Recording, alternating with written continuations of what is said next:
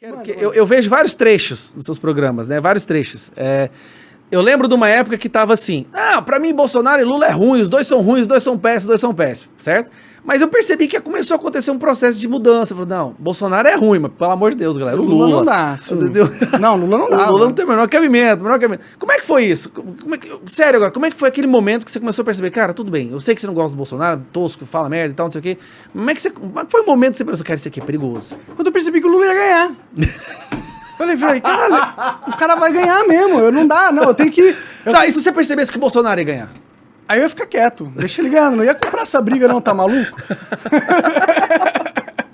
Mas eu falei, não dá, o Lula vai tá perigando de ganhar e eu me sentiria culpado se eu continuasse falando que é a mesma coisa. Eu falei, não, eu vou deixar claro pro meu público, ó, Bolsonaro, muita merda. Não é que nem o Kim Kataguiri, que tá até hoje falando que é a mesma coisa, não.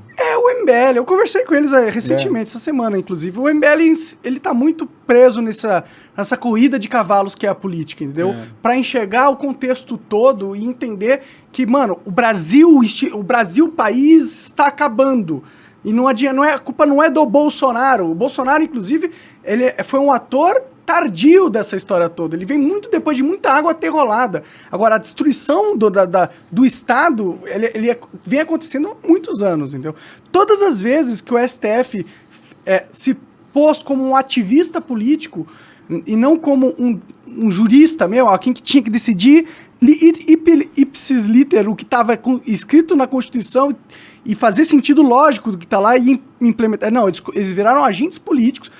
Isso começou, e você não vai gostar de ouvir isso, começou com o impeachment da Dilma, viu? Foi. Lewandowski, quando ele vira e fala assim, não, ela vai manter os direitos políticos, ela é impeachmentada, mas mantém os direitos políticos. Não, começou bem antes disso, antes dela ser impeachmentada, entendeu? Decisões de tipo, não, agora é segunda instância, mas tá na Constituição que é segunda instância? Eu acho que é melhor que seja na Constituição é segunda instância, é trânsito em julgado. O trânsito em julgado é a segunda instância. O que acontece na parte do STF é a questão constitucional. Se você acha que alguma coisa aconteceu de forma inconstitucional, já não é um mérito. Essas múltiplas interpretações da Constituição é que acabou com a gente. A Constituição virou um menu agora. Sabe quando você vai no Google? Isso aqui eu quero, mas eu quero sem alface, sem isso aqui. A Constituição virou um menu. Então, quando ela começou a virar menu? Porque esse é o catalisador da... Não o catalisador, porque a crise ela é muito complexa e ramificada. Mas ele foi coisas que aceleraram a destruição da percepção do público que a gente vivia num país com justiça de verdade. Porque a credibilidade da justiça foi se perdendo em várias decisões monocráticas que ignoravam a Constituição ou interpretavam ela de uma forma bem... É um processo, ele começa de uma certa velocidade, ele tem marcos memoráveis, assim, que a gente grava, tá? Um marco onde todo mundo, que não precisava ser um grande conhecedor da lei, percebeu que, não, ali realmente não foi respeitado o que estava escrito. É quando é uma frase que qualquer criança de 5 anos leria, seria capaz de entender, e aos olhos de milhões de brasileiros, ao vivo, a pessoa virou e falou assim, não, nós vamos fazer isso aqui, mas isso não. Que é o Lewandowski, no momento do impeachment da Dilma, quando passa o impeachment e a lei é clara. O presidente, ao ser impeachmentado, perde o cargo e direitos políticos. Não é ou direitos políticos, ou barra, não. Soma as duas coisas. O que o Lewandowski fez naquele momento? Tá bom, e Dilma é impeachmentada, ela deixa o cargo, mas a gente vai manter os direitos políticos dela. Isso foi um absurdo. Aí ele fez todo um reboleio lá. Mas de acordo com a gravidade, não sei o quê, do crime, a pena, não sei o quê. Aquele juridiquês que por afegão médio, deve ter verdade no que ele está falando. Foram tantas palavras e tantas conjugações que eu não conheço, deve ser verdade, falou bonito, né? Sim. Não, ali ele pegou a Constituição e meteu o estilete assim, fez assim, isso aqui não vale mais nada. E esse é o precedente que fez, porque começa pequeno, né? Parece que você conhece bastante sobre ditadura, nada acontece da noite pro dia. Sim. Tudo é forma gradual, é a janela de Overton, ela vai mudando devagarzinho. Quando fez aquilo lá e a população aceitou, por que aceitou? A gente só queria a Dilma fora. Tava acabando com o Brasil. Tira a Dilma, deixa essa mulher com os direitos políticos dela. Quando isso aconteceu, aí começou os outros ministros lá do STF que entendem de Constituição. Olha o que ele fez, cara. Olha o que ele fez e passou. Mas eu acho que isso veio antes até disso, cara. O Moro, por exemplo. O Moro passou de várias... ignorou várias leis e agiu de uma forma errada, tanto que usaram isso para invalidar todo o julgamento do Lula.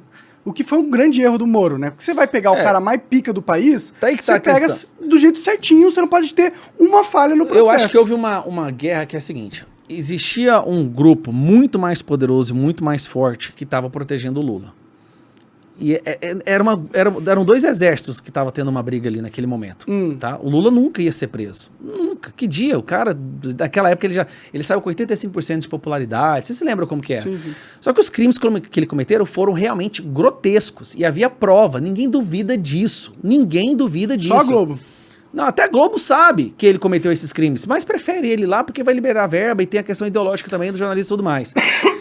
Então, no meio dessa guerra, onde o grupo Lula, que tinha ministros do STF, tinha gente da Polícia Federal, tinha gente do Ministério Público tentando proteger esse cara, você não viu aquele cara que agora tá na frente do Lava Jato, que o login de acesso dele era Lula, que agora é o cara que vai encabeçar a Lava Jato, que não sobrou. O login de acesso Ainda dele... existe Lava Jato?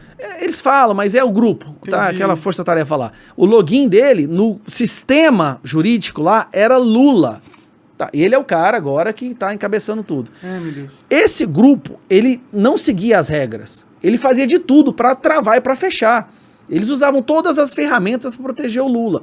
E aí o Moro e o Dallagnol, essa é a minha percepção, eles vendo que esse grupo não seguia as regras, mas eles tendo todas as provas de que Lula tinha cometido o crime, eles começaram também a tentar quebrar essas barreiras que eram impostas por esse grupo do Lula. Nessa guerra entre os dois, eu acho que tanto o limite de cá quanto o limite de lá foi ultrapassado em alguns momentos. E aí fudeu. Mas que ele é um condenado, que ele cometeu todos esses crimes, só pra você ter uma ideia. Eu não duvido disso. O Fachin liberou o cara.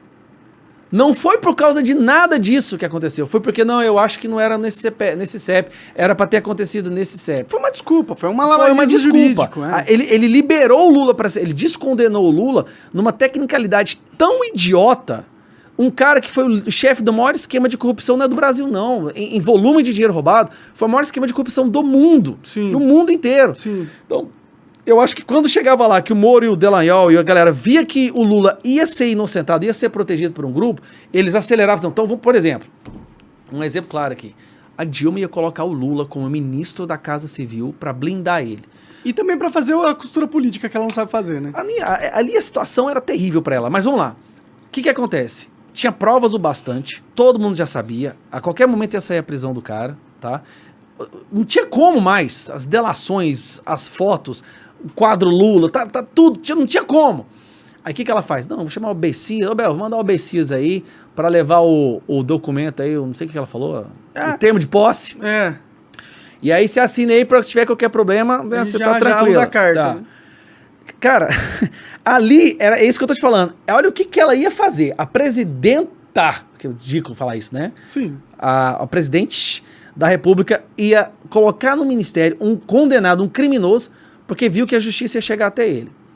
Aí o que o Moro foi obrigado a fazer? Olha só, porque se ele não tivesse feito isso... Não foi obrigado a fazer, decidiu fazer. Ele decidiu fazer porque se o Lula virasse ministro, acabava. Acabava, não tinha como. Ele teria foro privilegiado. Assim, só que acabou de qualquer jeito por ele ter feito essas coisas. Né? Cara, eu acho que escancarou a corrupção da esquerda, escancarou a corrupção do PT essa foi a melhor coisa, né? Aquilo escancarou. Agora tá virando o jogo, né? Agora eles estão indo e é perigoso o Moro e o Dallagnol serem presos. E o Bolsonaro ajudou muito essa merda. O Bretas perdeu. Não, o Bolsonaro não teve nada a ver com o Lava Jato. Ele falou... Nada a ver com o Lava Jato. Eu acabei com o Lava Jato. Ele falou essas palavras, pô. Cara, você é inteligente o bastante pra entender o contexto que ele tava falando ali. Isso é inteligente pra interpretar que ele fez merda.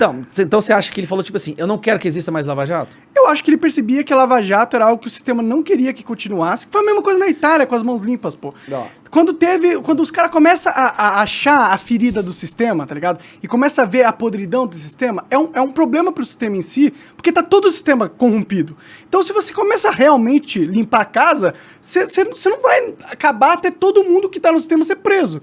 Então, obviamente, vem um contra-ataque do sistema para que isso não aconteça, porque eles não querem perder a sua posição.